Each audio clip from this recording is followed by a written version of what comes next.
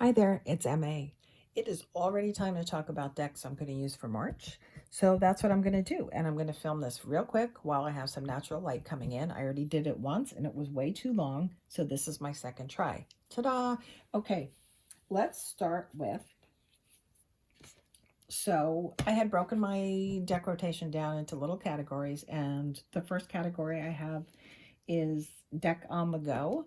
The deck that's going to live in my bag and come to work with me and stuff. And last month I was using the Asherah Tarot, and I'm going to keep using that for this coming month. It's a good stealth deck. It's a nice small size, which of course it's my pocket pick.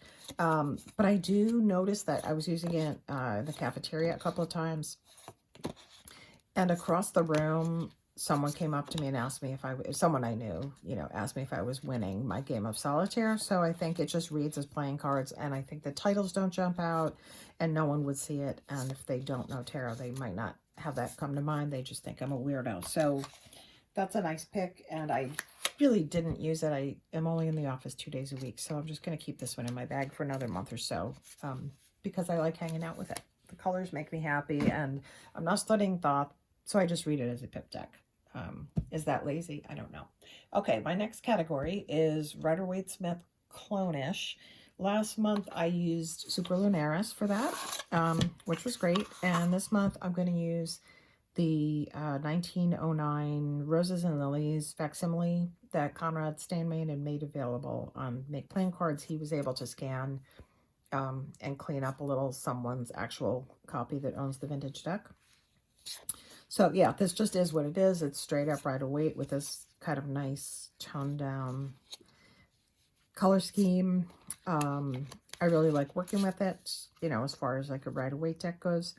It is a little bit like time travel with those backs, and I would be using it more, but I guess other people have said maybe Make Playing Cards doesn't always stand up to handling the best. I did notice just from overhand shuffling, the edges were getting a little frayed. So that's going to be on the table this month, and I'm looking forward to using that.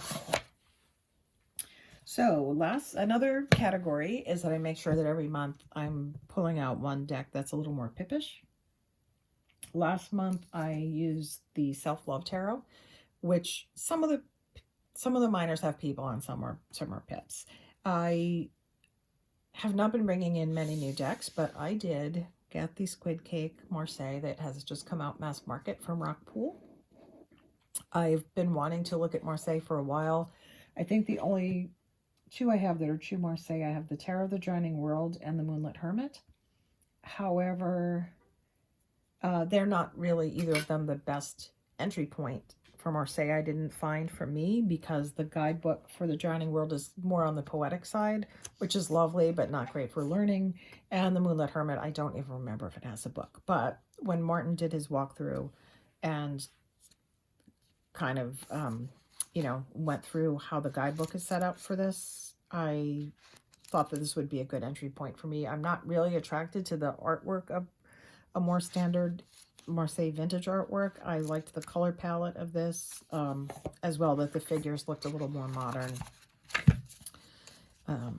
So yeah, I'm looking forward to working with this one. This one, yeah, this is standing in as my pip deck for the month. And I also, last month, actually for a couple of months, I've been choosing one deck and leaving it out in my living space where I pull a card that's more related to my, day-to-day circumstances. And I've been using the El Dios de los Tres for a couple of months, and I'm going to put that one away now and use this one. So this is going to sit as both my pip and my card a day, and also a little bit of a learning deck. So yeah, that is that one. Let's see, collage deck. I thought I had more collage decks than I really do. So I can go 2 months with this one. I've been using the Jumble Dance this month. The deck is still kind of new to me. I'm not familiar with it, which actually is good, because I can just pick cards and be surprised. I think there's something to be said maybe sometimes for the element of surprise.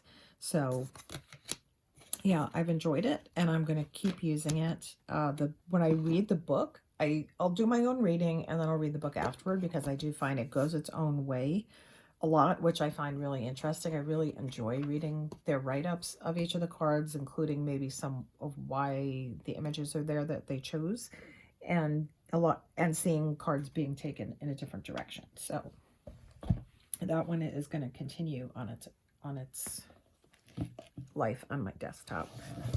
Excuse me. Another one I used last month was the Mother Tarot, and I'm just going to keep it out and keep using it.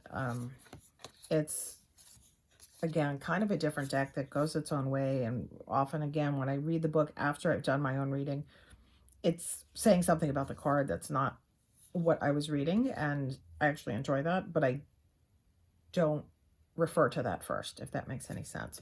So this deck is just resonating with me lately. I think because maybe it is a little more intuitive than how I was reading for a while. It's just working, and I'm going to keep it out for another month. Another one I used last month was Druidcraft, and I'm going to keep this one around this month as well. I try not to pigeonhole my decks, but let's say I'm doing like a general journaling prompt in the morning that I'm pulling cards for. It seems that inevitably this one tends to steer me toward responses that relate to family a little more, and that's not a bad thing. Maybe it's something I need to be if it keeps coming up, let's just say maybe it's not the deck, right? Maybe it's me, and if this is helping me excavate it, then so be it, and I'm just going to keep this one out for another month. Yeah, me and this one, we're going to hang out for another month. And okay, so here's things that are continual. I'm continuing the Kantaji card a week. Week 10 is ending. Week 10 was the Infinite Web. I pretty much get through a couple of the journaling prompts and reading the ecological connection prompts, and I do read the guidebook for every card. I don't always get through all the prompts, and when I feel that I'd like to pull cards to work with the journal prompts, I use the Brady Tarot. So these two decks are just out with me for the entire year at this point. Same thing with Shadowland, which I'm using for the 365 yellow bricks, as reading all the Oz books in order with Sylvan.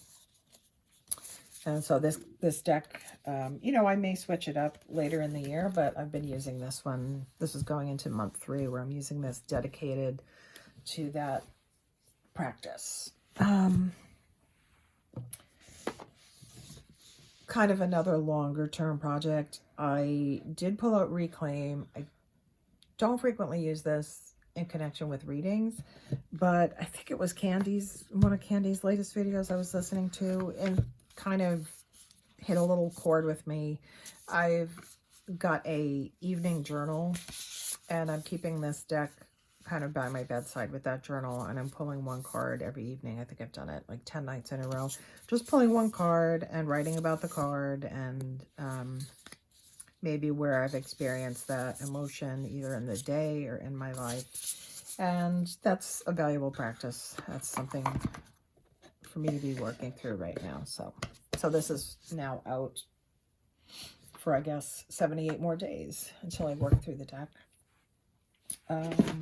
Okay, so we do have a lot of carryover from last month. So I pulled out a couple of things I haven't worked with in a while. One of them is the Outsider Tarot, which I did read with quite a bit when I got it from the Kickstarter, and haven't really touched it in a while.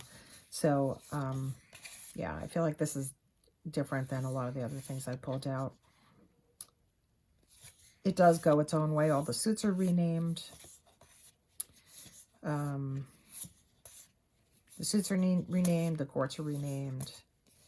The majors don't have people in them. The majors are really, the reader stepping into the archetype. This is the Fool card, oops. Yeah, you pick up the implements and go. This is one of my favorite Sun cards of all time. Look at that. Amazing. Love it. So yes, I pulled this one out.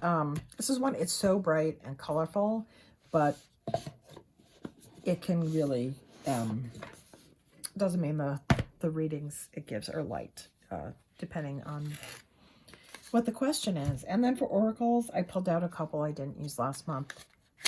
Last month I had pulled out Roots and Wings Mini and Outgrow Yourself, using as an oracle. For the 2 oracles, I also layered into that Brother to Brother, because I was not always prepared to deal with the message from Outgrow Yourself.